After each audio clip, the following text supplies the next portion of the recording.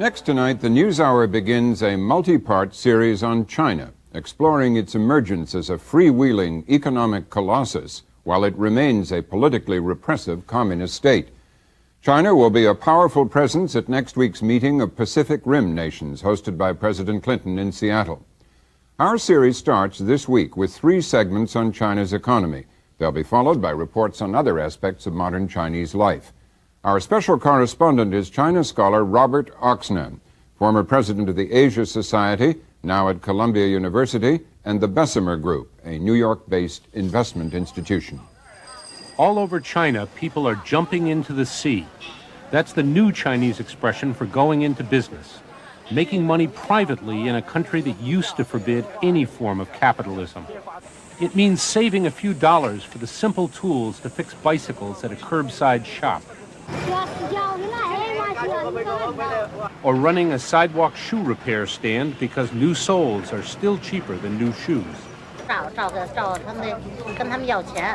Or cutting hair at 5:30 in the morning before going to a regular job.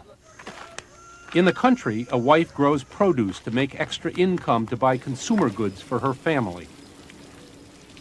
Unleashing the natural business instincts of the Chinese people, plus the addition of huge foreign investments, have fueled one of the most explosive economic takeoffs in history. Around major cities, buildings, housing projects, and roads seem to emerge almost overnight. It's even been suggested that China's national bird should be the crane. Every urban horizon is filled with cranes. In Shanghai's frenzied harbor, ships from around the world compete with tiny river barges as they haul goods and move people.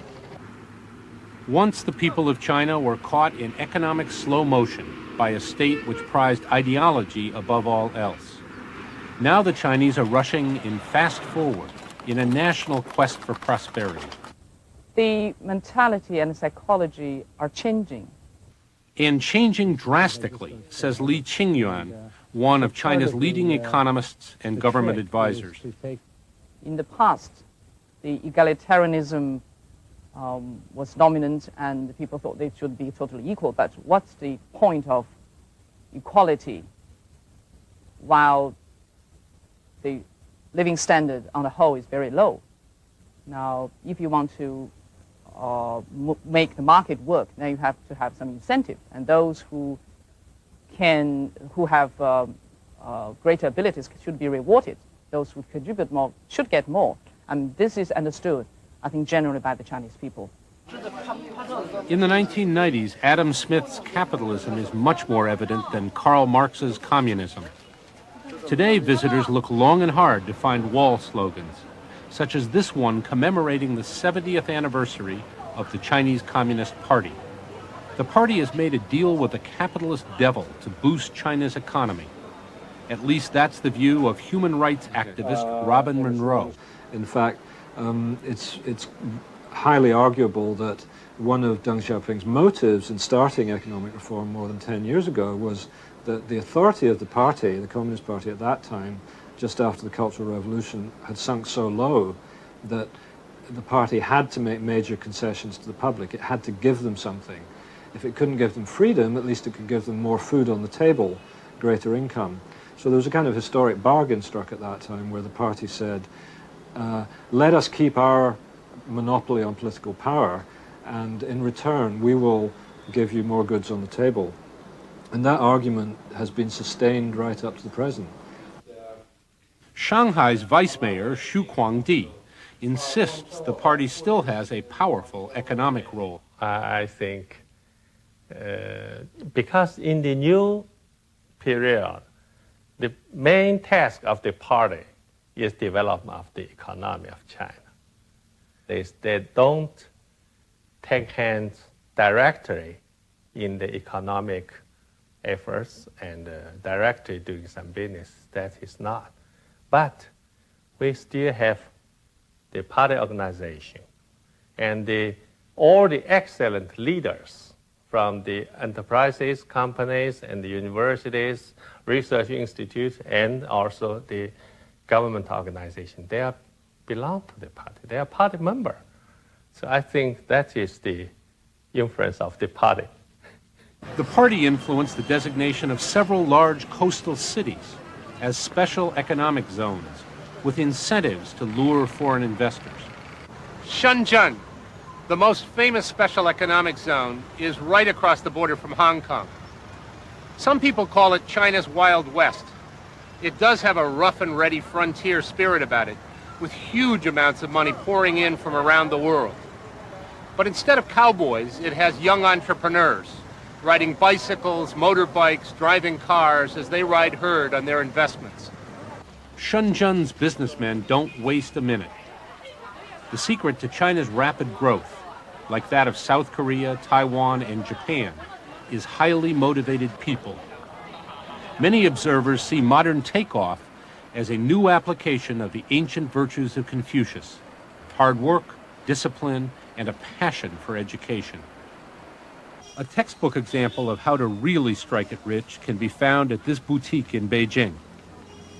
42-year-old Yang Zhongwei is the manager of 10 Pierre Cardin stores in China's capital city. Yang proudly displays a photo of Cardin himself, giving Yang the rights to market pricey apparel. Customers look over suits costing 1,800 to 2,300 yuan. That's 300 to 400 US dollars, more than many Chinese make in a whole year. The clientele is definitely upscale. For sure, but for the business man and for the rich people and the yuppie or something like that, it's not big money. Yang's business has been booming, netting more than $500,000 US a year since he opened in 1989. Tales of commercial success abound in today's China, but Yang says he has an altruistic goal as well: creating jobs by investing his profits. I'm not the common businessman. I have a much more rational thinking than the others. So for me, the process is important than the result. So I do much more aggressive investment. Yang was once a high-ranking economic advisor to former Premier Zhao Ziyang, who fell from power during the Tiananmen Square protests in 1989. Yang drives a Lexus, one of his 4 automobiles. He reinvests in new enterprises such as this small modern knitting mill. 30 employees, mainly young women, work 8-hour shifts. They earn $60 to $80 a month, a solid wage by China's standards. The factory churns out 50 pairs of socks an hour, 24 hours a day, year-round. Yang runs a cosmopolitan operation. His major partner, Frank Zhang, is from Taiwan. That means Taiwan money helps make French-designed socks in mainland China. The machines are from South Korea. The market is global. But other entrepreneurs have more modest expectations. This woman runs a private stall in an area of Beijing known as Silk Alley. She pays the government a small monthly fee and takes her profits home in cash.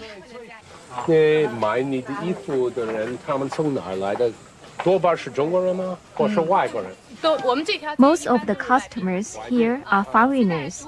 Some Chinese also shop here. This is one of the cheapest markets in Beijing.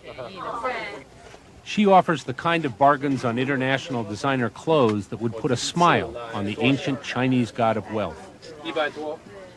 At Beijing's cotton market, it's not surprising the mannequins are Caucasian. So are many of the big customers.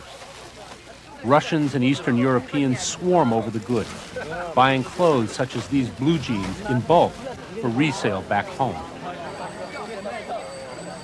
They carry wads of money, often concealed, to make deals. Not all the money is made in private enterprises.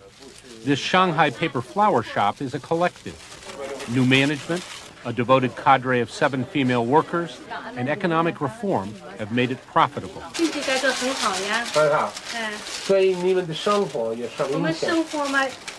The reforms are very good. The standard of living is much higher than before. Our monthly income has risen from 200 to 500 yuan a month. The women pay a physical price. The meticulous work often produces neck and back pains, requiring a daily half-hour of traditional Chinese medicine, a practice called moxibustion, infusing herbs into the skin under heated glass jars. It's another price of prosperity. For the first time in their lives, many Chinese have money to spend. Ambitious people moonlight at 2 or even 3 jobs, and adult family members are expected to pool their resources so the whole family can enjoy consumer goods. Spending money now seems to occupy as much attention as making it. Beijing's Yaohan department store is a magnet for shoppers. Women sample international brands of cosmetics. Japanese television sets attract viewers. Water heaters are plentiful, important to Chinese who live primarily in cold water flats. A well-stocked supermarket contains packaged goods from around the world. And, as an added attraction, there's a swimming pool where the bargain basement should be. The shoppers here are primarily mainland Chinese, not just from Beijing, but from around the country. This family traveled for several hours to get here. Their daughter says she loves the toy department. They're part of China's new middle class, according to James McGregor, Beijing correspondent for the Wall Street Journal. People that can afford to go to a restaurant are called the middle class, I would guess. People that have disposable money that they can play with or improve their lives with, people that can go buy nice clothes, people that can go to restaurants, people that can even travel inside of China on their vacation. I would call that middle class. And by those standards, yeah, there's a big middle class in China now. There's a lot of people with disposable income. A surprising byproduct of China's affluence is a young generation with growing numbers of fat children. Little emperors, or little meatballs, as they're sometimes called in Chinese. They're the spoiled children of China's one-child policy. In a society which has known starvation, new wealth makes bourgeois addictions possible. In Shanghai, China's largest city, bourgeois values have replaced the once austere doctrine of Chairman Mao's Cultural Revolution. A visit to Nanjing Road, now a mecca for shoppers, makes it difficult to recall that Shanghai is the birthplace of the Chinese Communist Party. Many Chinese are especially proud of Shanghai. A TV tower under construction here will be the 3rd tallest in the world, trailing only Moscow and Toronto. Workers boast that it is being built totally with Chinese labor, Chinese engineering, and Chinese capital. Shanghai is also home to China's principal stock exchange. Until this year, the exchange did a booming business. But tightened credit has caused a slowdown that leaves traders snoozing at their desks. Across town, investors have taken over an Eastern Orthodox church dating from the late 19th century. When its doors open, there are no bearded priests, only stockbrokers and their customers. It's located on New Happiness Road, a happiness spawned by having money to play the market. Economist Li Qingyuan often discusses the stock market on her television talk show. I personally receive phone calls asking, should I invest in certain things? What do you think? Well, do you think that company will be listed? These are the things that many people are interested in because obviously many people have extra money to spend on. Next to the brokerage is a place where investors can spend their capital gains. An old parsonage, now a brand new night spot, the St. Peter's Club. The investment capital for the bar comes from the local government. It's private initiative with public financing. Yet there's no mistaking the commercialism. The sign on the rectory advertises brandy and says, when you open a Remy Martin, good things naturally happen. China's economic optimism is reflected in Shenzhen's stock exchange, housed in a glass building called the Grand Theater. Across the street is a billboard commemorating Deng Xiaoping's 1992 visit to this boomtown. The slogan says, hold firmly to the basic line of the party for 100 years without wavering. That line used to emphasize ideology above all else. But today the line is drawn from Deng's famous quotation, To be rich is glorious. At the sunset of the Deng era, the survival of that new line depends on two things. First, on how well the government can handle its serious economic problems. People on fixed incomes complain bitterly of runaway inflation. The government is now imposing tough measures to cool its overheating industrial engine. Migrant laborers by the tens of millions clog train stations and create an atmosphere of homelessness. And pollution chokes residents of all big industrial cities. The future of the new line also depends on whether Deng's successors perpetuate his vision. Many contenders do share a commitment to modernization and trade, but they often differ on tactics and timing, and on which of them should be in command. Eventually, those differences will be worked out by a handful of men who will meet secretly behind this gate in a corner of Beijing's Forbidden City. Tomorrow night, we'll look at the downside of China's economic takeoff. Now, part 2 of our 3-part series on the economy of China. Last night, we reported on the miracle, a blazing takeoff that has made China a powerful force in the industrialized world. Tonight, the downside, the inflation and mass migrations that threaten the country's political stability. Our special correspondent is China scholar Robert Oxnam, former president of the Asia Society, now with Columbia University, and the Bessemer Group, a New York investment institution. The daily grind for much of China's population is still back-breaking work, just as it's been for thousands of years. Whether it's building bridges, erecting towers, or delivering furniture, muscle power remains a dominant source of energy. In the countryside, where the majority of Chinese live, men and women toil in the fields. The fortunate may have the help of a water buffalo or a small hand tractor. This tough life is the ever-present backdrop to China's current modernization efforts. Caught in between are migrant workers by the tens of millions, trying to escape harsh rural conditions with dreams of city jobs. The rude awakening is often found here, in railroad stations. Migrants with no jobs, no place to go, and no return ticket are becoming China's homeless. The biggest cities, like Shanghai and Shenzhen, are now ringed by shacks and shanties, where those lucky enough to find jobs can also find shelter. Vice Premier Chen Shih-chung blames seasonal migrants.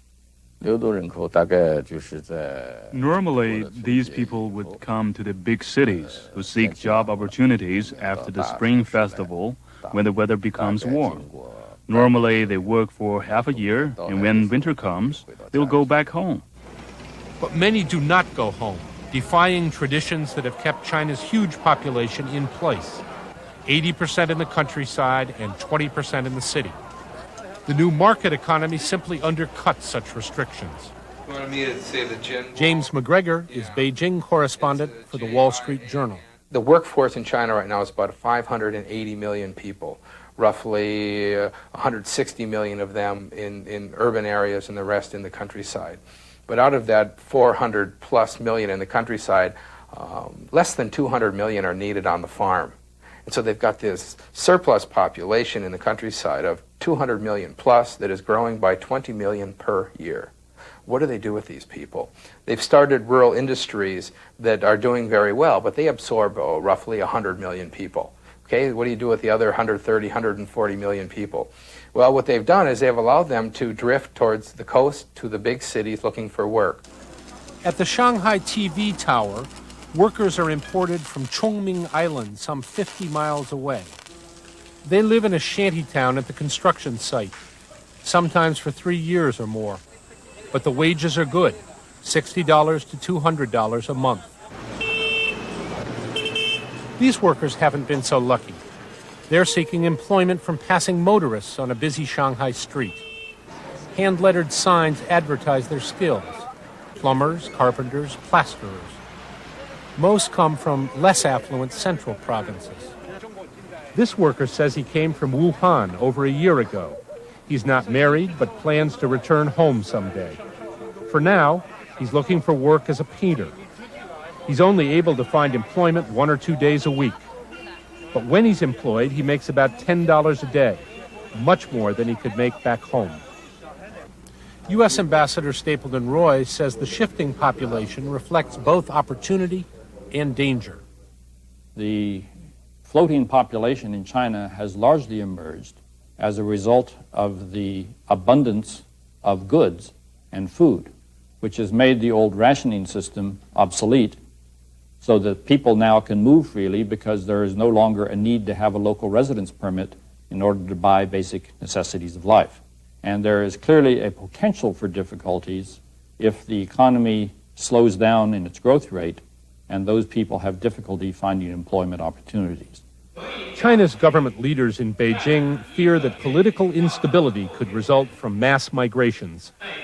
They recall only too well that disgruntled peasants fueled their own communist revolution.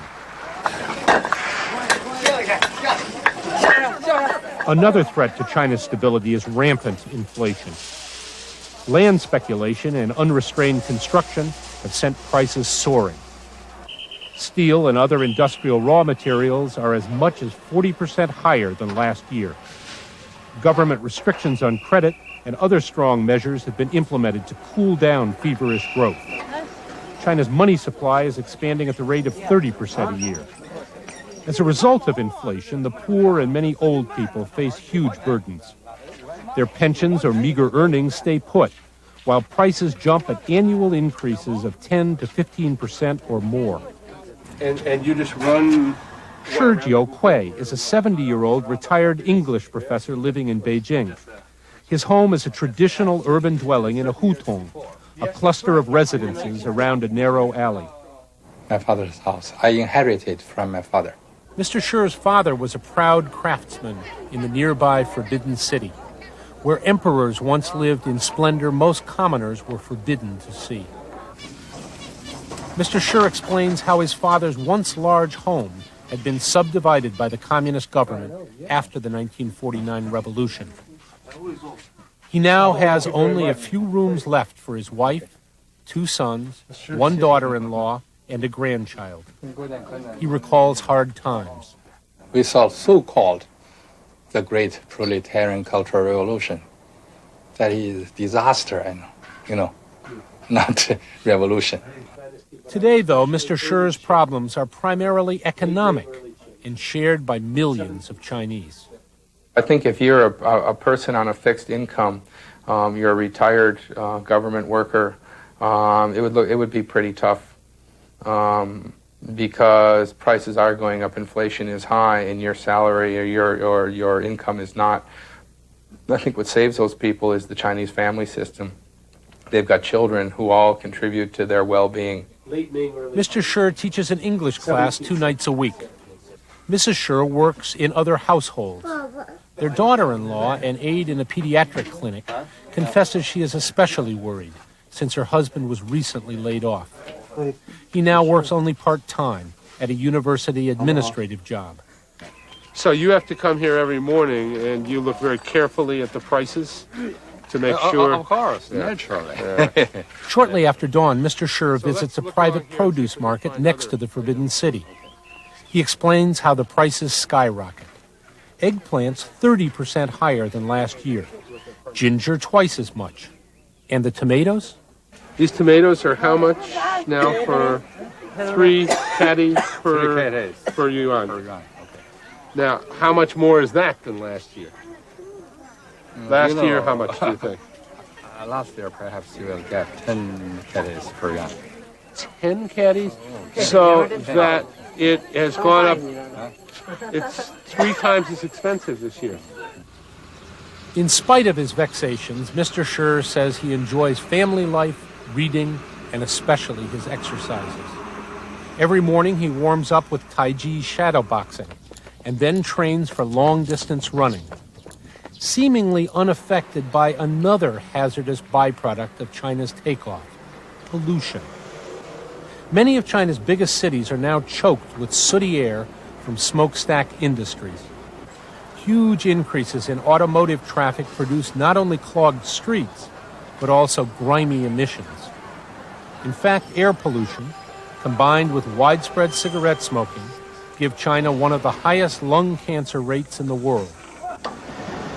A principal offender is China's major source of cheap fuel, coal, particularly soft coal, which is abundant here. Its worst effects are seen in the winter months, but its extensive use, even just for cooking, is clearly visible in the summer. At small factories like this one in Shanghai, coal is pressed into cylinders for efficient burning in small stoves and furnaces. The compact size makes it convenient for bicycle delivery. Many note the irony of emission-free cyclists delivering the worst possible air pollutants. Vice Premier Chen Qi-chun says the government is trying to take some remedial steps. Indeed, with the development of industry, pollution has become a serious problem. And in order to solve this problem, we try to improve the various measures for the environment, environmental protection. For example, the newly established enterprises must meet requirements in terms of environmental protection.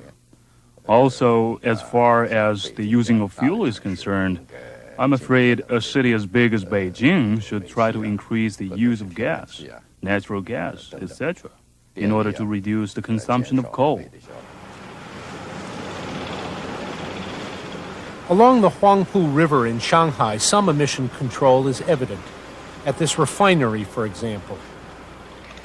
But this view from the Huangpu River Bridge, while testament to an economic miracle, shows how far China has yet to go to clean up the environment.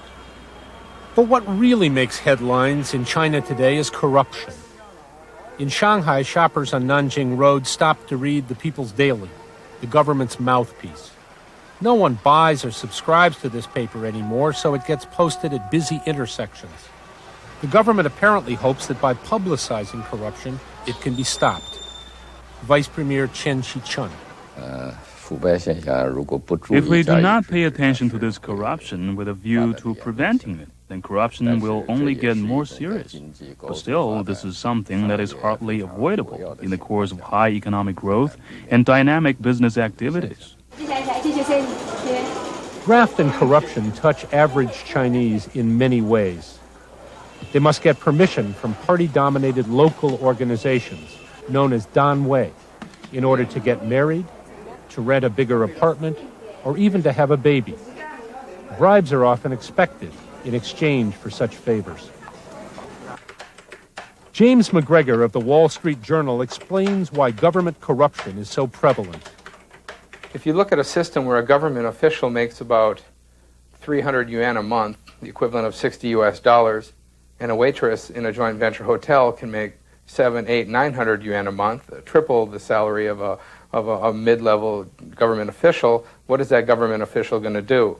They're going to use their power, the chop that they have on a piece of paper, their ability to give somebody a quota to import or export something to make money. They had Confucian values before, and then they had communist values, and now what are the values? The values are earn money. There's no real core of right and wrong anymore. It's do what you can get away with. Party officials and their offspring are taking advantage of their connections to get rich. In Hong Kong, Willie Lam of the South China Morning Post tracks their financial activities. For example, the sons, daughters, and sons-in-law of Supreme Leader Deng Xiaoping, the son of the late Vice President Wang Zhen, and also the children of the late Marshal He Long. They are all big figures in the industrial military establishment. And most of these people have actually shifted their focus from internal politics and internal military affairs to business, because they figure that there in the business world, they may have the best opportunities of developing their careers. Not surprisingly, it's the affluent places in southern China where corruption is most rampant. In Guangdong province, thousands of foreign cars on the highways have been stolen from nearby Hong Kong. Many observers feel widespread corruption is evidence that the rulers in Beijing, are losing economic control of the provinces. And some believe that economic regionalism could foreshadow a loss of political influence as well. Most coastal administrations and companies have their own line of credit. They have been able to raise money both from Hong Kong overseas and from their own people. So Beijing has lost its most effective weapon, and that is the purse strings to control the regions. And this centrifugal tendency will become more and more serious. There is no way that Beijing can reassert control. I don't adhere to that at all, not a bit. Chinese xenophobia and chauvinism, I mean, at the end of the day, they're all Chinese, and the people from Guangdong may not like the people from Shanghai much, and the people from Shanghai may not like the people from Beijing much, and just like New Yorkers and Texans maybe. But at the end of the day, they are all Chinese, and I don't see this country breaking into pieces. Many professional China watchers, like Taiwan lawyer Paul Xu, gather regularly for conferences like this one in Beijing. Among them, optimists see a glowing future of entrepreneurship and modernization. Pessimists recite the litany of problems. Xu tempers his optimism about the economy with some foreboding about Chinese politics. What we really concern about is accidents, accidental events that are beyond everybody's control. Now, I can't predict what kind of accident. As long as the accident, anything could happen. But I would certainly hope that China will remain to be stable through very careful consideration of installing the type of legal framework, the type of economic and political policy that would ensure the stability, that would continue to encourage investment from outside and from within.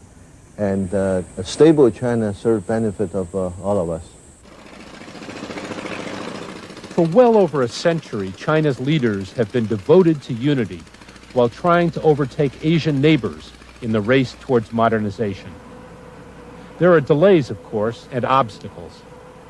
One is sluggish bureaucracy, which China's imperial dynasties handed down to their communist successors. But helping to propel China on its journey to the first world are foreign investors, and they've been willing to bet billions that China will reach its destination. The risks of foreign investment in China will be the subject of tomorrow night's report on the Chinese economy. Next, another in our series of documentary reports on today's China. Tonight, a look at culture and the arts. China's change to a market-driven economy has reduced state subsidies for the arts, forcing artists to scramble for outside sources of income. Meanwhile, a stern government keeps a watchful eye on the political correctness of artistic expression. Our special correspondent is Robert Oxnam, President Emeritus of the Asia Society. He's now at Columbia University and the Bessemer Group, a New York banking and investment firm.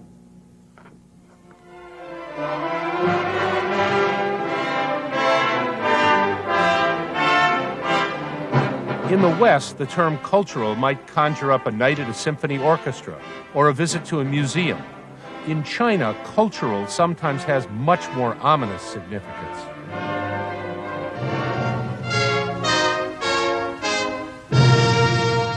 Just 20 years ago, China was caught up in the so-called Great Proletarian Cultural Revolution. Spearheaded by Chairman Mao Zedong, the state tried to control all forms of artistic expression. His wife, Jiang Qing, ruled the cultural world with an iron fist, commissioning a small number of performances she deemed ideologically correct. This ballet, The White-Haired Girl, celebrated the triumph of downtrodden peasants over evil landlords.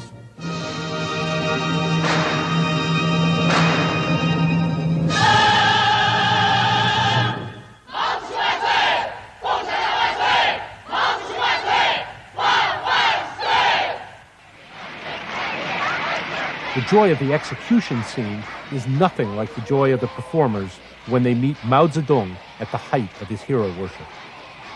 China has become a more open society since the Cultural Revolution ended in the mid-1970s. But memories of the Tiananmen episode in 1989 sent new shivers down Chinese spines. Situation since then has changed a lot. I think it's fair to say that. Ying Ruocheng starred in The Last Emperor. He is one of China's most famous actors and a former vice minister of culture. Beginning from summer of last year, when some of the advocates of a harsh line were removed, politely, but removed. And there has been a lot happening on the cultural scene, not directly political perhaps, but in China, the arts are always so closely linked with the political ambience. The Chinese film Farewell My Concubine, promoted heavily in the United States, has received rave reviews around the world and won awards at international film festivals. But the film has faced censorship in China, presumably because it deals with touchy subjects like homosexuality and suicide. Director Chen Kaige has this reaction to the way the government treated his film. Very frankly, I don't think I can enjoy 100% creative freedom in China. You know, I always have a problem with censorship. You know, I don't want to. I must say this. I don't like confrontation.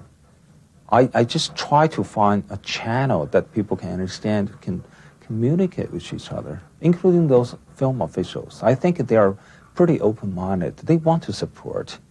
But the thing is that they need to be educated in terms of filmmaking, taste.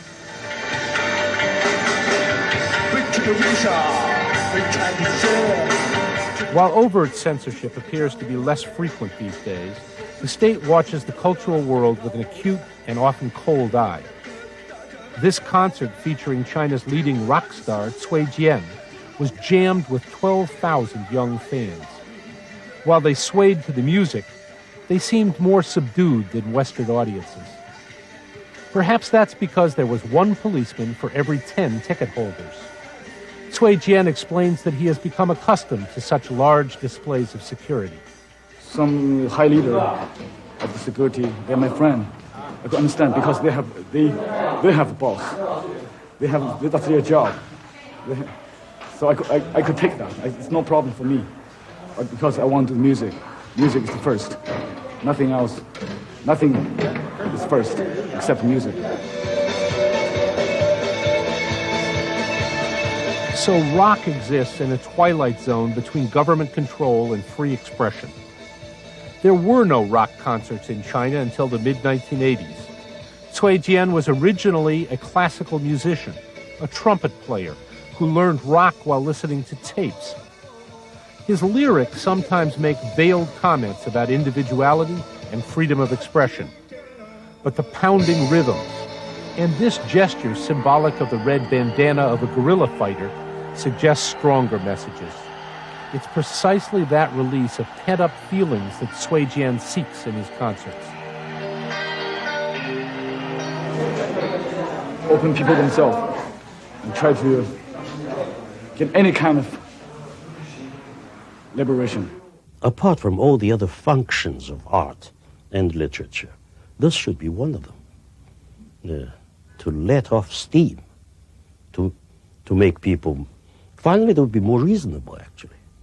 I think even if ideologically, culturally, we have to face some chaos, even if we have to face that, finally it will be a good thing. It should not be suppressed.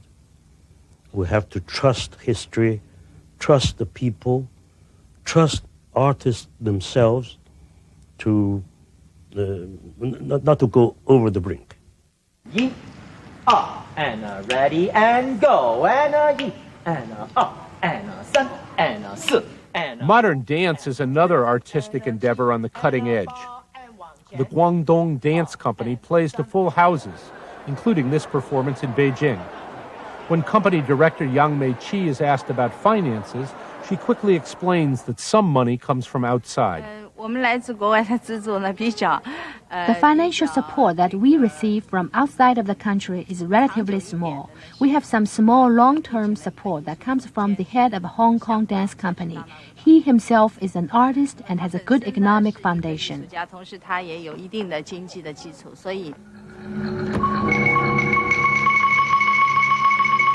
When asked about issues of politics, she says the cultural authorities accept her art, even if they do not appreciate it. In this performance, there is no mistaking the message. Lively and individualistic people from various walks of life interact energetically. Until a large red banner, presumably representing the state or perhaps the Communist Party, sweeps over them. Then they walk robot-like around the stage, devoid of personality and with no human connections.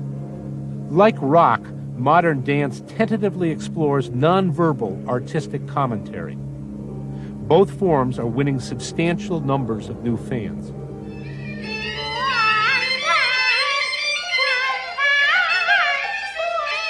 Among the losers are older cultural forms such as Beijing opera, which was all the rage 100 years ago when the biggest fan was the infamous Empress Dowager. Talented younger opera performers are becoming rare. This 33-year-old woman star makes an ironic observation. In Hong Kong and Taiwan, because they speak the same language we do, they like Beijing opera very much. I personally feel they are even more interested in Beijing opera than people in Beijing. You get the feeling here that more old people see Beijing opera and that it is in danger. Two older stars who have devoted their lives to Beijing opera say young people infatuated with new wave art will return to their roots. Because at any time in history, there are materialists and there are spiritualists. Materials are secondary. Spirit is fundamental. Any nation, if it wants to be prosperous, has to have its own national culture. Only then can it go forward. After elaborate preparations, the opera opens to a house that is only half full. Modern tastes have pulled away much of the potential audience, and the technology of television gives older devotees a chance to watch at home. It is only in the past decade or so that China has fully entered the communications revolution. Satellite dishes sprouting from roofs and balconies attest to a new era. This southern village was truly remote not long ago. But today, many residents can eat lunch and watch big screen TV with a range of programming, including much from the West, that skirts the control of the Ministry of Radio and Television.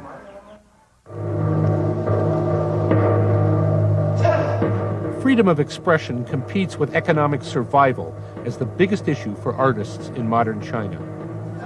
Cutbacks in state funding force almost everyone to become an entrepreneur, even those in the cultural world. Actor Ing-ro Chung says as a vice minister for culture, he pushed for streamlining state-run artistic groups. Well, it creates a lot of difficulties for present companies, but I think they deserve it. The companies were getting bigger and bigger and bigger because they couldn't fire anybody. And you gather lots of dead wood, and nobody could do anything about it.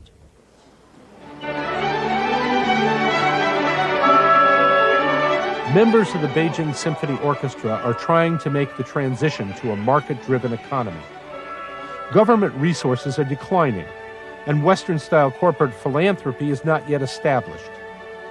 Leading musicians at this rehearsal for an upcoming concert also have taken second jobs in hotels and bars to make ends meet. Former orchestra director Li De-lun describes his feeling when he sees these moonlighting artists.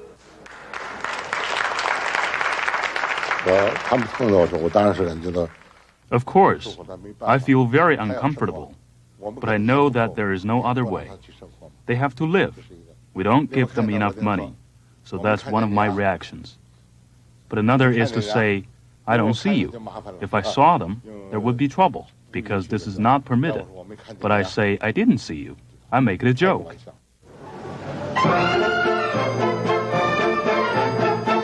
Some people describe this diversion of artists and intellectuals from creative pursuits as an internal brain drain. But Chun Shi, a leading baritone, describes it more politely, as a transition. We musicians have to take a second job. You have to keep up professional training, and you have to support yourself. So there is this transition period. Transition. That's also the right term for the status of contemporary painting in China. North of Beijing, in scruffy brick buildings near the old Summer Palace, is a Bohemian artist colony. Its director, Mr. Wang, explains that some 40 to 50 artists from around China live and work in the colony. He wants it to become like the Soho section of New York. The artworks are often sold to foreigners for hundreds, even thousands of dollars. The income pays the rent for the residents. Mr. Wang says the government tolerates the colony and doesn't interfere. Others worry they might be closed down sometime in the near future. For the artist colony, and for Chinese culture as a whole, clouds of uncertainty still linger.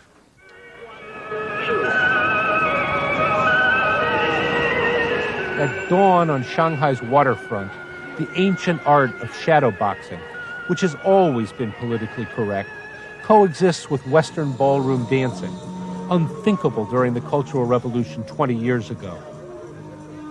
That was in spite of the fact that both Chairman Mao and Premier Zhou Enlai both relaxed with Western dance in the wartime years of the 1930s and 1940s.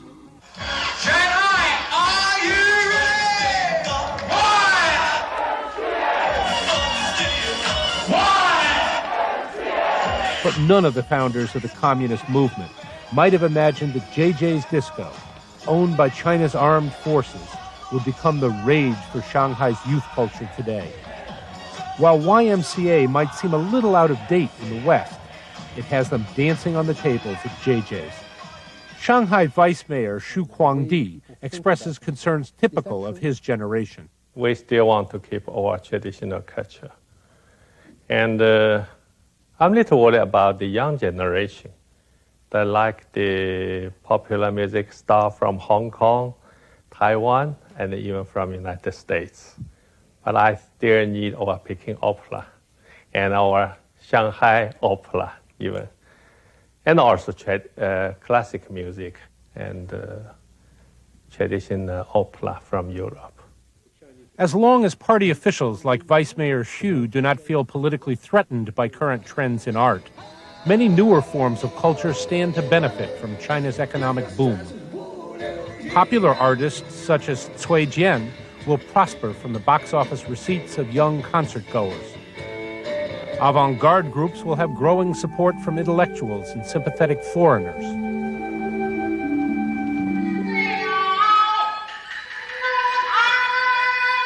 But certain older cultural traditions risk becoming endangered species.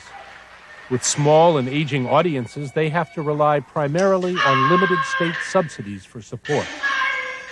So in culture, as in all aspects of today's China, the power of the purse is becoming as important as the power of politics.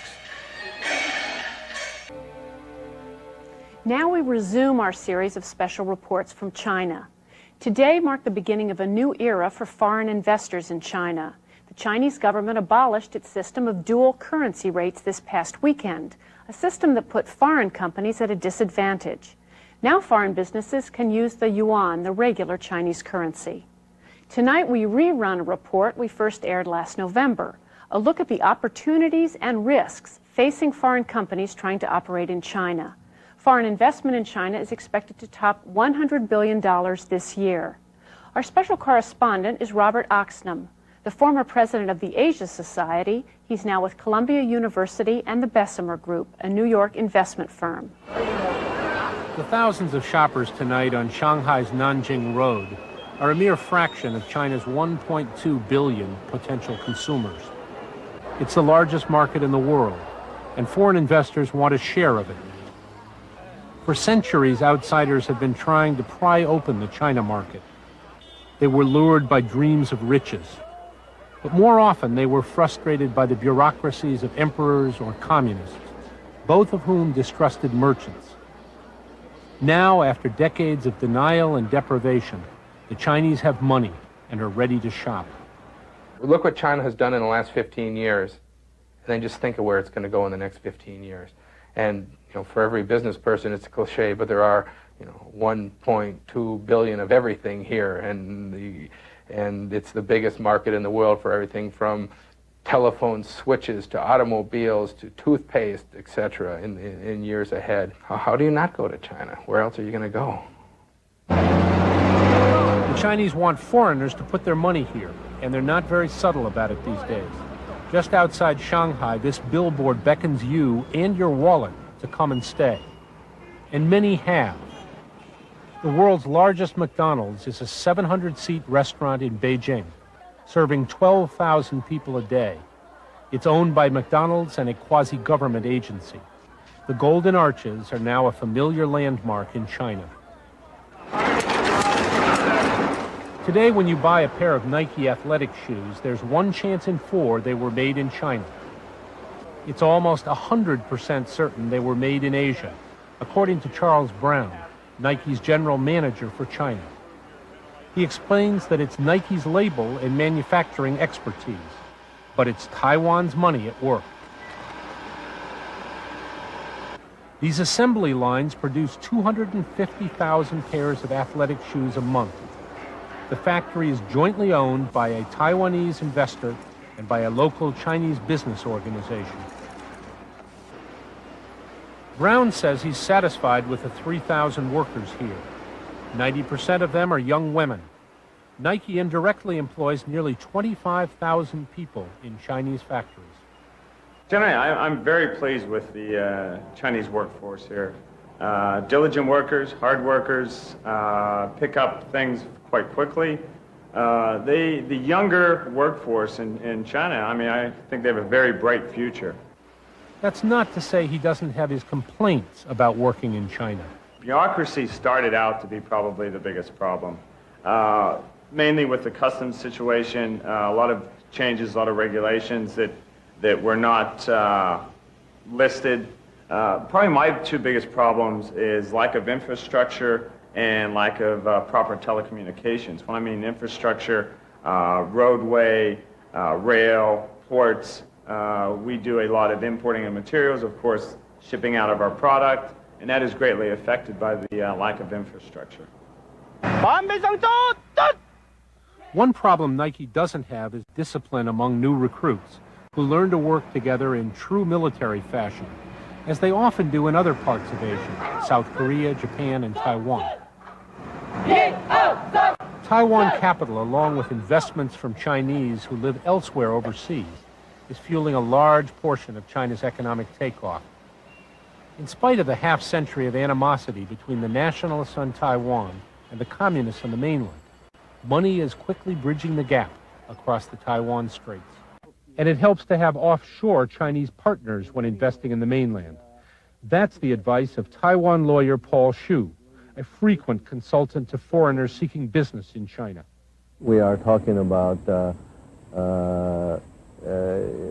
type of businessman who can understand the Chinese mentality, Chinese bureaucracy, Chinese culture a little better, and they probably have their unique way of assessing the risk, which is kind of know-how I think European and American company would find useful. Western investors also find it useful to have mainland Chinese partners in their joint ventures. This silk thread factory in the old elite city of Suzhou continues an ancient tradition of producing fine silk. The factory, like many in China, is outdated. Workers must keep their hands in bubbling hot water as it loosens threads from the cocoons. Japanese and Italians bought into the company, along with a mainland Chinese partner. And there's an interesting wrinkle. The Chinese player is a major state-run investment and trading corporation in Beijing. We were told this Chinese partner actually routes its investment through a California firm. That allows the Chinese partner to take advantage of special rules that usually apply only to foreigners. So the Chinese get a tax break and avoid their own slow-motion bureaucracy. American investment banking firms are taking a close look at prospects in China. Stephen Robert, CEO of Wall Street's Oppenheimer & Company, recently visited a furniture factory on the outskirts of Beijing. We're looking to buy companies in China and to participate with the Chinese in this economic development. The growth has averaged in excess of 10% real growth a year. It's already probably the third largest economy in the world and might surpass Japan in 5 to 10 years and probably surpass the aggregate size of the U.S. economy in 20 years. Robert has his eyes not on cheap labor exports, but on China's domestic economy. As income rises and savings level rises, the ability of the Chinese consumer, and this is true in any emerging economy, to buy product that we in the developed countries regard not as luxuries but almost necessities, their ability to buy those products, everything from disposable diapers to furniture to fruit juice to soft drinks, etc., goes up exponentially as the per capita income rises. After a tour of the factory, Robert and his Wall Street contingent spar with an ambitious entrepreneur named Liu, who wants several million Oppenheimer dollars for new equipment. I would hope through this infusion not only to increase quality and help monopolize the market here, but eventually take on the market situation in Canada, America, countries like that, and take a position there as well. What does he think likely to happen to the 1,300 competitors in the Beijing area? They'll just have to go away, close up shop.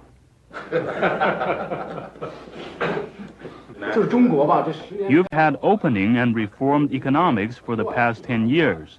And what happens in the initial period is that when this first starts, it gets a little bit chaotic.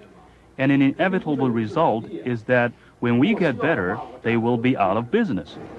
We've got the makings of a great monopoly here. Don't be so polite. That's exactly what I would like to do. Mr. Liu emphasizes that his factory is a fully private operation, without any government interference. Then he applies the hard sell. Someone has to control and monopolize the market. And if it's not an American, it's going to be somebody else. So I think that the smart people are in there fighting right now, whereas the not so smart people, they're out there debating, considering, researching, investigating, but they're not making any decisions. Robert said there are still some good reasons not to make snap decisions about investing in China. There are problems of inflation. It's hard to take an economy that's growing at 10 or 12% in real terms a year and not have inflation. We worry about that. Corruption in emerging economies is always an issue. You know, when the basic official system doesn't work, such as communism doesn't work, you get a subsystem, a kind of underground system that's corrupt. As the official system works better and better, the so-called socialist market economy, I think corruption will begin to be much less. As the Wall Streeters leave, Mr. Liu tells them about a Swedish investor who took all of 10 minutes to make his decision to invest. Robert orders further negotiations with Mr. Liu and has a positive word. We'd love to be your partner. Thank you. Yeah, two of you work it out. Mr. Liu clearly hopes that someday soon he can add the flag of an American partner to the Chinese and Swedish flags flying in front of his offices. To invest or not to invest, that's the question many foreigners are pondering these days. They weigh risks and advantages while listening to a range of advice. Be cautiously optimistic. China is a big place. There are different regions, there are different opportunities, there are different sectors. And China is on the verge of taking off. This is the period which is full of opportunities and the risks. But here are the trade-offs. There are significant political and economic risks in investing in China. But at the same time, China is the only major economy in the world that is now growing at double-digit figures. So the opportunities here are tremendous, and the American investors who have entered the China market have been doing extremely well. So that the investors need to be conscious of the risks that are inevitably a part of an economy developing this rapidly. Shanghai's Vice Mayor Xu Guangdi reassures investors by comparing China's overheating economy to an automobile. So I always talk with my foreign friend. I said, don't worry, because even if we drive car, we need the engine very hot in the bottom, but the driver with very cool mind. That is no dangerous. Otherwise, if opposite way, the driver drink a lot of alcohol with very hot mind, and the engine is no oil, that is the problem. So nowadays, all the enterprises, all the businessmen, they are very hot. They try to do more and more business, but the government still very cool. So I think that is good situation. But the government wasn't very cool when it crushed the 1989 demonstrations in Tiananmen Square. That and evidence of continuing political oppression still worries some foreign businessmen. The volatile human rights issue colors Sino-American relations and regularly imperils the U.S. trading relationship with China. John Kam is former head of the American Chamber of Commerce in Hong Kong. In recent years, he has become a prominent activist in the campaign to free Chinese political prisoners. I think the argument that, on balance, trade is good for human rights in China is correct. Okay? It is correct in that greater openness, more trade, will improve the standard of living. And with that will go demand for things like information and greater access to books, and programs, and satellites, and all that. But economic reform and economic prosperity, which the trading relationship with the United States is all about, that's a necessary but not sufficient condition for democratic reform, political reform. There's an intermediate step, and that step is human rights reform, legal reform. And I am one of the people who think that we should put primacy on human rights reform. That will be good for business. Businessmen will see that. So even in the realm of trade and investment, where many people are bullish about China's prospects, the ghost of political repression still haunts the country. Not until the flag is finally lowered on the era of Deng Xiaoping and the other octogenarians still in power will the new shape of Chinese politics emerge. Until then, at least, the optimism about China's economics will always be tempered with caution about China's governance. Tomorrow we'll look at how the changes in China's economy are affecting higher education. Next, another in our series of documentary reports on China. Tonight, how China's economic boom and rigid birth control laws affect the country's 500 million women. Today, the Chinese government publicly defended a plan announced 2 weeks ago to forcibly prevent the birth of diseased or disabled children. Our special correspondent is Robert Oxnam, President Emeritus of the Asia Society, now at Columbia University and the Bessemer Group, a New York banking and investment firm. 1 out of every 8 people on Earth is a Chinese woman, and all 600 million of them are affected by the recent economic takeoff in one way or another. For some, it means wearing colorful clothes, even provocative ones. Some whirl and twirl in the latest fashions. Some strut down runways at beauty pageants.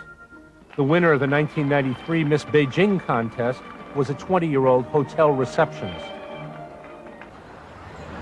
For other women, a market economy means less glamour, but more income, as factory workers, taxi drivers, or as babysitters who work for other women.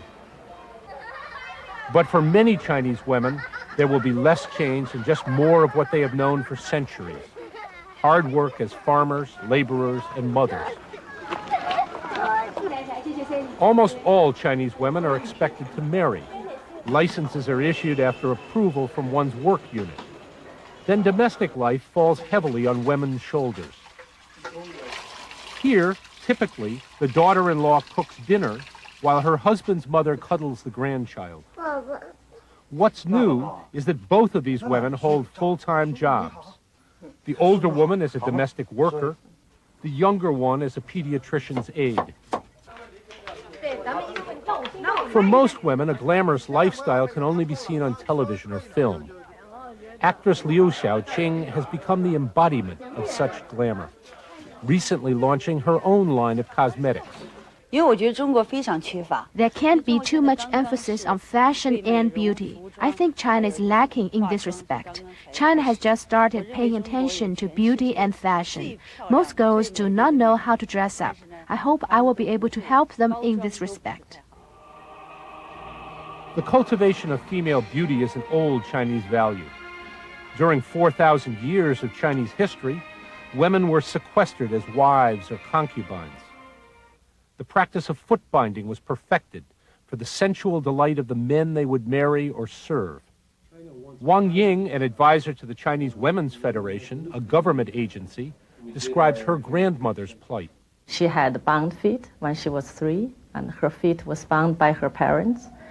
And women had no independent personality because no education was a kind of virtue in women in those days. And women were known as somebody's daughter, somebody's wife, or somebody's mother. They even didn't have their own independent name after their marriage. Women were at the bottom of society. And over 99% of women were illiterate. In contrast, peasant women, sometimes described as big feet, were often bent over in the fields, tediously harvesting grain to keep starvation at bay. In 1950, with the communist takeover, such Chinese traditions as bride price and arranged marriages were formally outlawed. During the Cultural Revolution, emphasis was placed on the equality of men and women, right down to the uniform manner of dress. Even though there were some powerful Chinese women revolutionaries, few women actually led Chinese institutions. Today, women aspire to be almost anything. Former movie siren Liu Xiaoqing is known as China's richest woman. She made money not just in films, but in China's booming real estate market. She lives in a fancy high-rise apartment complex. Liu's popularity as a leading actress helped her launch her business career. In many roles, she portrayed a loyal communist cadre, making her a favored role model. On this day, she was taken to a Beijing television studio to tape a one-hour special about her life. I've been a farmer in the countryside, I've been a soldier and a worker, a student, and now I'm a business person and actress. When I look back on the roads I've traveled, I've come a long way. The actress recognizes that few Chinese women can achieve her celebrity.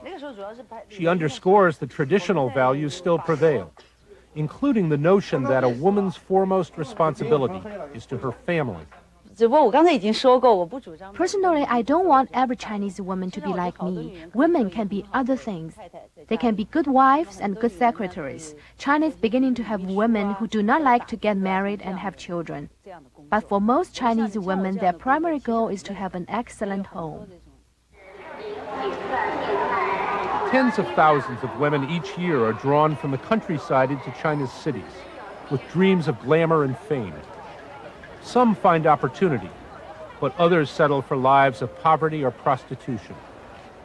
The transition from communism to capitalism has another consequence for women.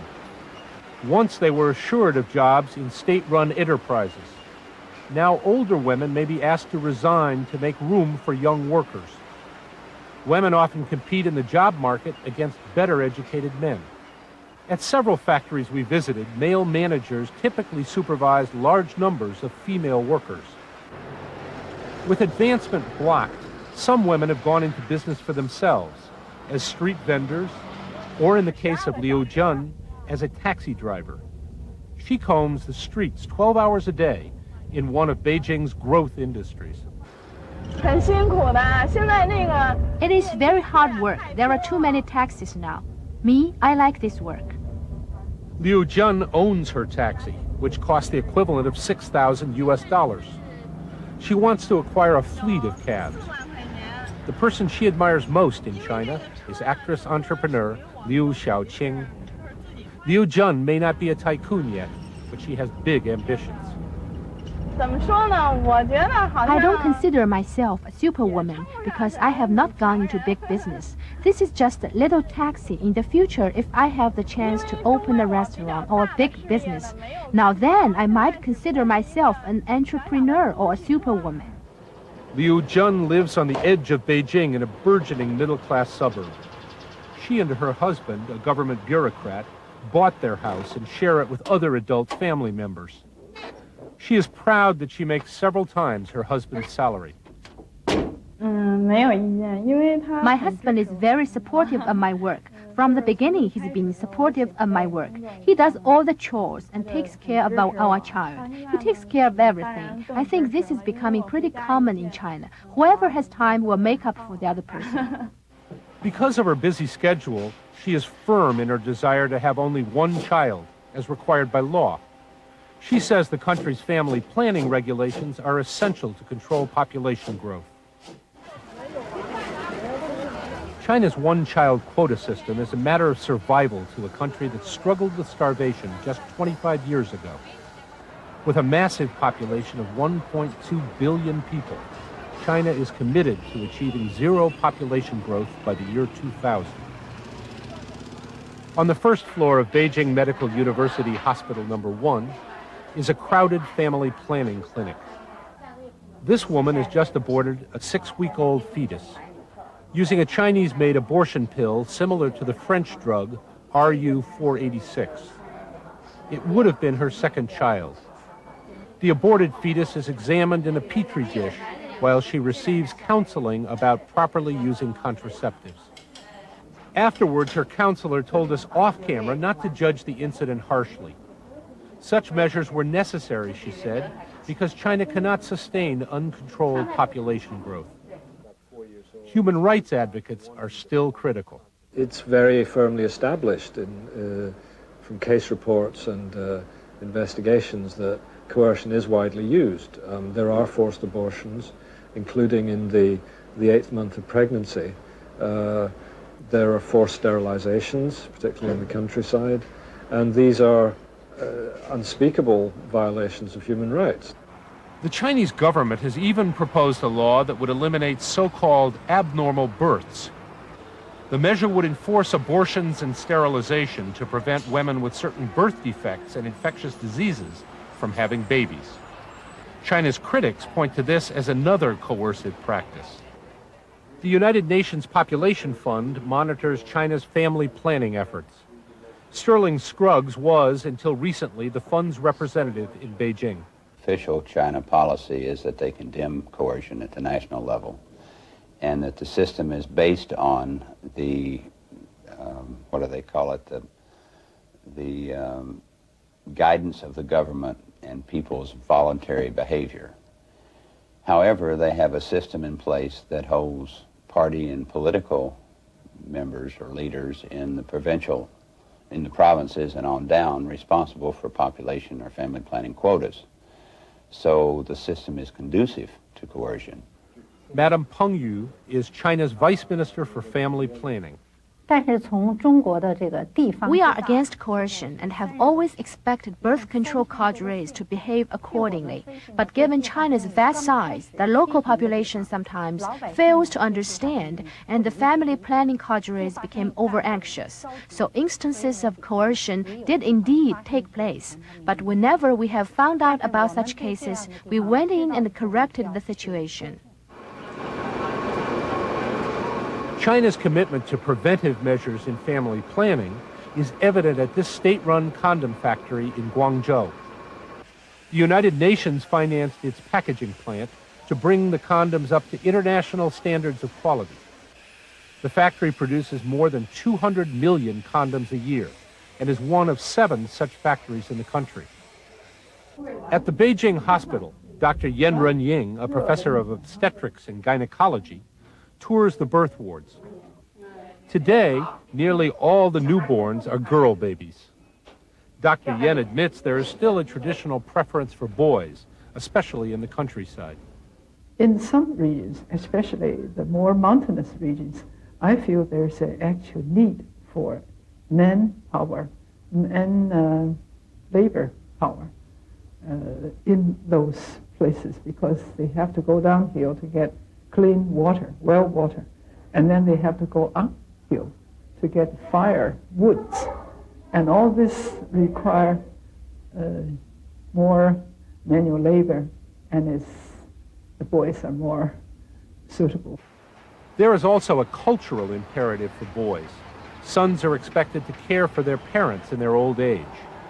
With a one-child policy in effect, parents with a son can be confident of their future.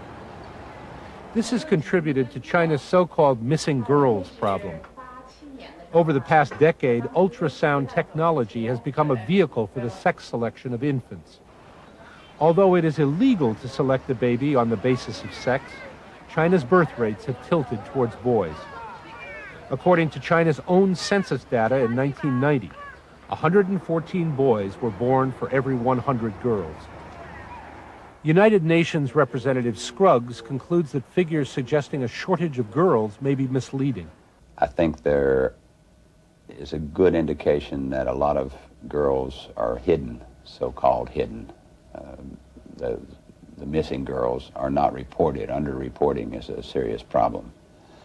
There seems to be some indication that sex-selected abortion is becoming more prevalent here, where people use an ultrasound machine and determine the sex and then have an abortion. I think infanticide, from all indications and from research, is not widely practiced in China. Others suggest female infanticide still occurs. Sometimes it's very hard to check because in the rural places, not every child was born in the hospital. So child was delivered at home. Usually they have a midwife. If they bribe the midwife, they say, oh, this is a baby girl, it's a pity, stillbirth. And she's dead when she's out of the delivery room. China's economic upsurge has affected some women dramatically in material terms, particularly those living in or near the great coastal cities. But with any takeoff, others are left behind, notably women in remote rural areas.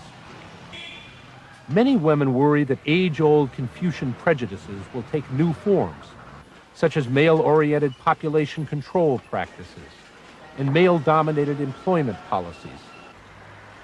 So while all of China seems entranced with a more affluent future, the female half of China harbors serious concerns about legacies of the past. Our series continues tomorrow with a report on the changing cultural scene in China.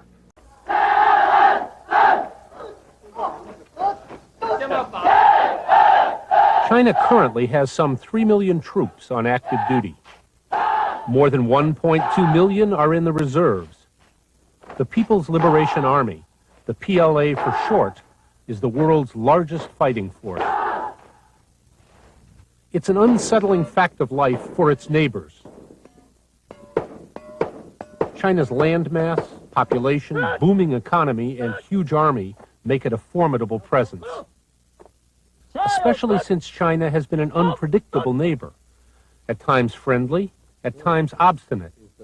One of the PLA's top officers insists its strategic motives remain unthreatening.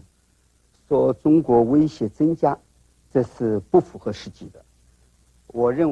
say that the China threat is growing goes against the reality. Our defense policy, our strategic policy, is a defensive one. I might say one of active defense. We do not have a single soldier stationed abroad. We have no military bases abroad. We have a policy of active defense.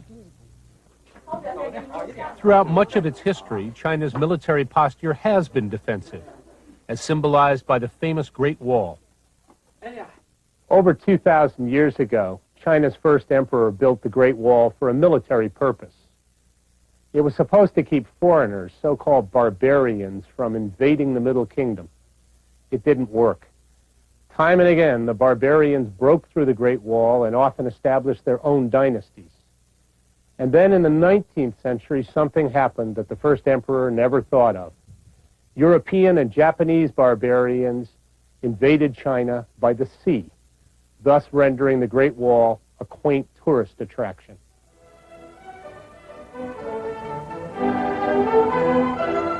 The People's Liberation Army was founded as an arm of the Chinese Communist Party in the 1920s.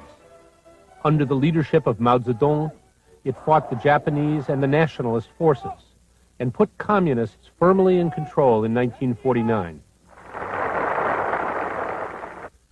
Since then, the PLA has fought occasional border wars against India in the early 1960s, the Soviet Union in the late 60s, the Vietnamese in the late 70s. Only in the Korean War, 40 years ago, did the Chinese strike deeply into enemy territory. Today, China is using its newfound economic prosperity to fund costly military modernization. Willie Lam covers the People's Republic of China for the South China Morning Post. Well, the neighbors of China certainly are very nervous about the arms modernization program, which the Chinese have been pushing vigorously since the late 80s. So I guess so long as China continues to import large amounts of sophisticated weapons from Russia, for example, it is very difficult for the leadership to convince its neighbors that it doesn't have ambitions to be the military superpower of the region. During a recent trip to China, we asked to visit a military post. After some resistance, we were allowed to inspect a model infantry unit near Beijing. The majority of China's 3 million troops are still foot soldiers. Their training is rugged. Crack units put on exceptional displays of assault techniques, hand-to-hand combat, individual marksmanship, and artillery firing. The emphasis at this military base is clearly on human skills, not on technology where experts agree the PLA is deficient. To overcome the military technology gap is a major goal for the PLA in the 1990s. Michael Swain of the Rand Corporation. The Chinese feel that they are behind the ball, behind the curve on their capabilities militarily. I think this point was driven home during the Gulf War, where the Chinese leadership really saw that technologically they were not really in the ball game.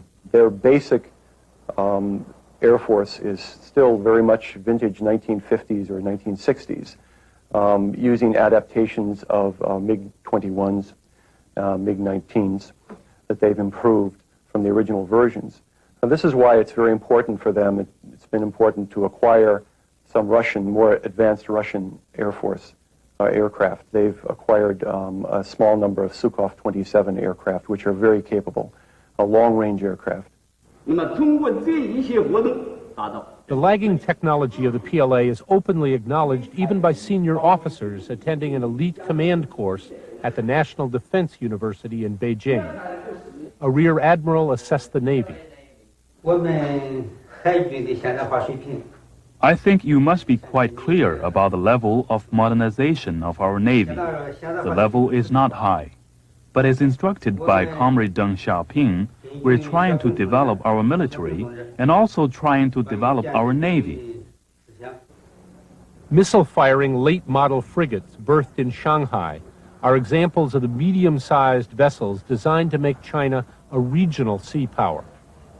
The PLA Navy has been using such vessels to project its force into the South China Sea, especially around the Spratly Islands, which the Chinese claim as their own and call the Nansha Islands. There can be no argument about China's sovereignty over the Nansha Islands, but some foreign countries have occupied some of the islands in the Nanshas. Faced with these facts, we have proposed to solve the dispute peacefully by means of consultations and negotiations. The foreign countries who dispute China's claim include Vietnam, Brunei, Malaysia, and the Philippines. The 190 tiny islands that make up the Spratlys are 600 miles southeast of China and 300 miles off the Vietnam coast. China's stated willingness to engage in cooperative economic development of the islands still leaves its neighbors uneasy because Beijing won't give up its claim to ownership. Australian China scholar Desmond Ball. I believe that the overall goal of the current Chinese defense modernization program is to put China in a position where on all major security issues which affect China, it can basically dictate the terms of settlement of those issues, whether they concern border issues with India, border issues with Vietnam, or islands in the South China Sea. In its efforts to modernize, China is the only large country in the world whose military budget has gone up since the end of the Cold War. Chinese leaders are sensitive about this statistic and seek to put it in perspective. Major General Xiong Guangkai is Assistant Chief of Staff of the PLA. So I think that it should be pretty clear to the Americans what this really means, to have a $7.3 billion defense budget for a military strength of 3 million soldiers. China is the country with the lowest defense budget. There's no comparison between our defense budget with the one of the United States. The numbers are challenged by others who study China's military. China's defense budget in 1993 in US dollars is probably somewhere around $25 to $30 billion. That includes not just their manpower, their conventional weapons, but also their nuclear program, which remains a very active program. There is no way that they could be supporting all of these programs as well as all their new acquisitions with a budget of any less than about $25 billion. A former Pentagon official says China's spending makes him suspicious. Well, the first thing that they're doing that's really troublesome is that they're modernizing their strategic nuclear forces, which makes absolutely no sense if all they want to do is to deter an attack.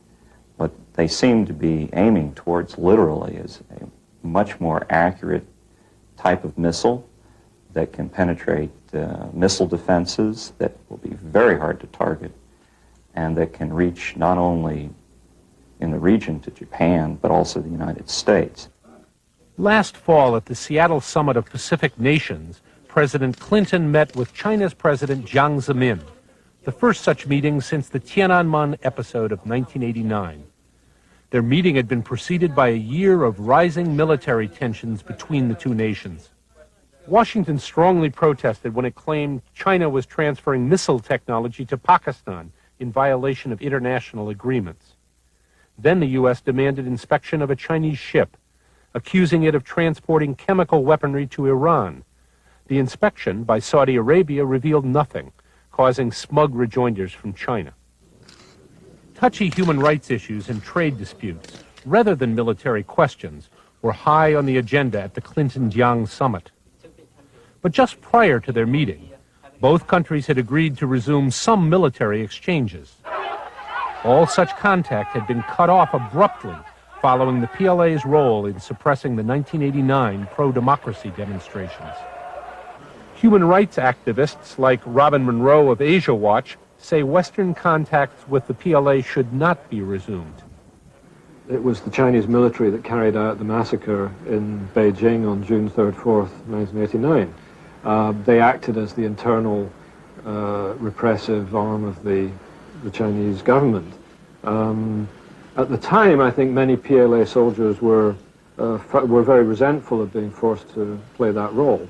But there's no doubt that they will continue to play that role if demanded by the political authorities. They will repress again. They will open fire again if ordered to. The Chinese military, like bureaucracies in China in general, are run by men, not by laws. Experts who gather regularly for conferences on the PLA think the Army's domestic role is just as worrisome as its international behavior. Hardest to see, but perhaps most important, is how much the PLA supports and influences the civilian government. The biggest question is whether the military will intrude into the succession process after the death of Deng Xiaoping. I think the position of the military towards the succession will be a key issue in the entire process. Now, that doesn't necessarily mean that the military will take over the succession process and intervene in an overt way. But I think the military has always played a very crucial role in politics in China. On this matter, I can tell you flatly there is no possibility. I want to stress that our armed forces are under the absolute leadership of the Communist Party of China. Moreover, I want to make the point that the succession within the leadership has been an issue which our party has been working on for many years. As you know, we have already established the third generation of collective leadership with President Jiang Zemin at its core. Whatever future role the military plays in politics, there's no doubt about its current roles in economics. In a communist country that has recently fallen in love with capitalism, it's the Chinese military who are the biggest entrepreneurs of all. Officer investments cover a wide range, from the elite Palace Hotel in Beijing, where the 5 stars might describe the rank of the generals who own it, to the popular JJ's Disco in Shanghai, where a Star Wars spaceship offers an appropriately martial theme for the most unusual PLA moneymaker. So while its troops train for any eventuality, the People's Liberation Army faces a delicate challenge: how to be loyal to the Communist Party while enjoying the once forbidden fruits of capitalism. And its neighbors hope the biggest kid on the Asian bloc can modernize militarily without becoming a world-class bully.